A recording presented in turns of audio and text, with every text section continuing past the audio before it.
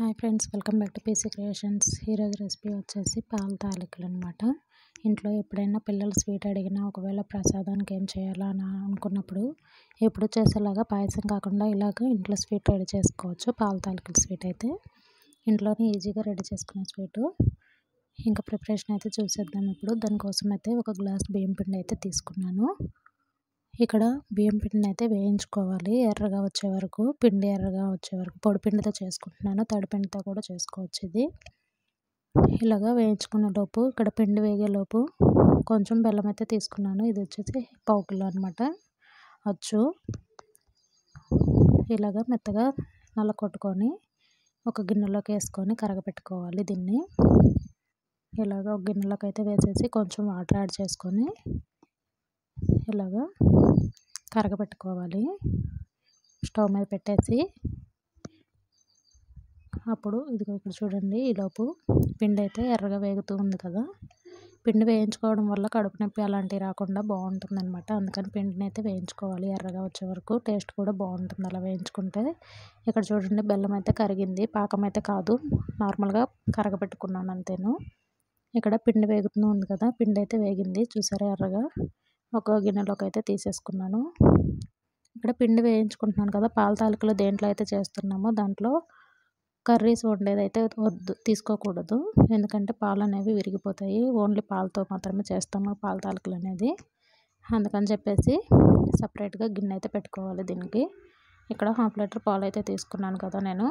1.5 glass water అయితే పోసుకుంటున్నాను, ఎందుకంటే మరిగేటప్పుడు అడుగు అంటుతుంది కదా ఓన్లీ చిక్కటి పాలు అయితే. అందుకని చెప్పేసి ఇక్కడ పాలు కాగేలోపు పిండిని అయితే కలుపుకుందాము. దానికోసం అయితే కొంచెం సాల్ట్ వేసాను పిండిలోకి, టేస్ట్కి సరిపడా.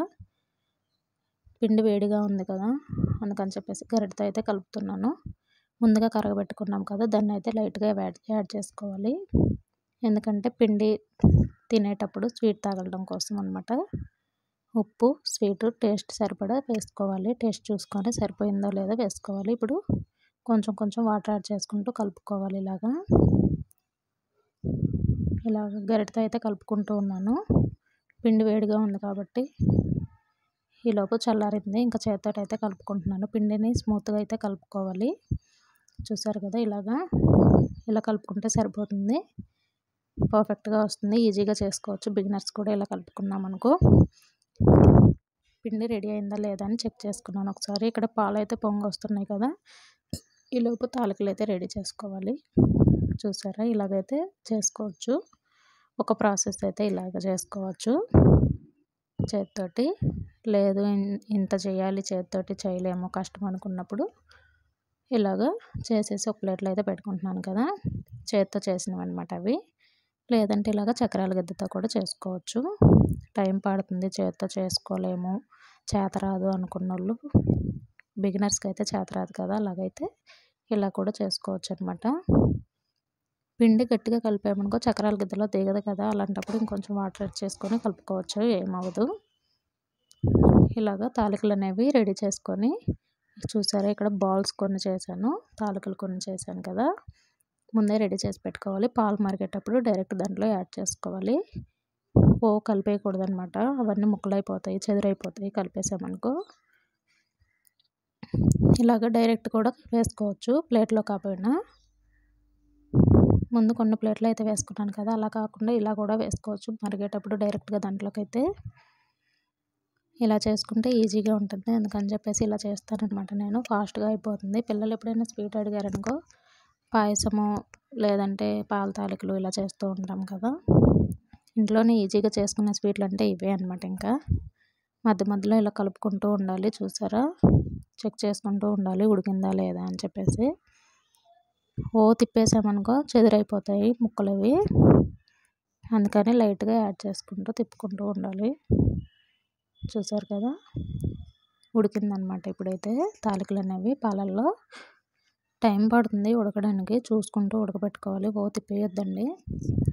ఇప్పుడు అవన్నీ ఉడికిన తర్వాత ఇలాచీని అయితే నలకొట్టుకొని ఇలాగ వేసుకుంటున్నాను. పౌడర్ అంటే పౌడర్ అయినా యాడ్ చేసుకోవచ్చు, 2 స్పూన్స్.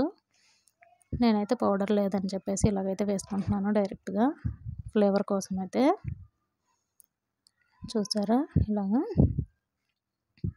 ఇప్పుడు మళ్ళీ ఒకసారి మిక్స్ చేసుకొని పాలు కాబట్టి చుట్టూరు చిక్కగా అంటే మీగడలాగా కడుతూ ఉందన్నమాట. అందుకని మధ్య మధ్యలో తిప్పుతూ ఉన్నాను. మీరు ఎంత క్వాంటిటీ అయితే తీసుకుంటారో అంత పాలు అయితే తీసుకోవాలి. ఎందుకంటే పాల తాలికలు అనేవి ఓన్లీ పాలల్లో మాత్రమే చేసుకోవాలి. అప్పుడే టేస్ట్ బాగుంటుంది.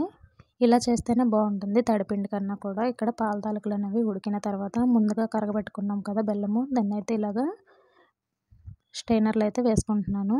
ఎందుకంటే బెల్లంలో తుక్కు అది ఉంటుంది కదా డస్ట్ అనేది, అందుకని చెప్పేసి ఇలా వేసుకుంటున్నాను అనమాట. స్టవ్ ఆపేసాక వేసుకోవాలి బెల్లం అనేది. పొయ్యి మీద నుంచి దించేస్తాం కదా పాల తాలికలు అనేవి, అప్పుడు వేసుకోవాలి. అప్పుడే టేస్ట్ బాగుంటుంది. టేస్ట్ చూసుకుంటూ యాడ్ చేసుకోవాలి. స్వీట్ అనేది ఎంత సరిపడుతుందో అని చూసుకొని యాడ్ చేసుకోవచ్చు మీరు తినే స్వీట్ని బట్టి. మేము తక్కువ తింటామంటే తక్కువ, లేదు ఎక్కువ కావాలి అనుకుంటే ఎక్కువ యాడ్ చేసుకోవచ్చు.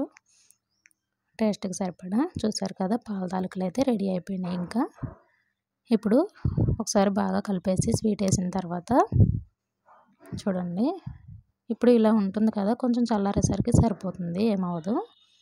దీన్ని ఫ్రిడ్జ్లో పెట్టుకొని తింటే ఇంకా బాగుంటుంది టేస్ట్ అయితే. నెయ్యి వేసుకొని తింటే ఫ్రిడ్జ్లో పెట్టేసుకొని. ఇప్పుడు ఇలాగా మొత్తం కలిపేసాం కదా, మూత పెట్టేసి ఒక 5 మినిట్స్ అలా ఉంచేస్తే పక్కన బాగుంటుంది.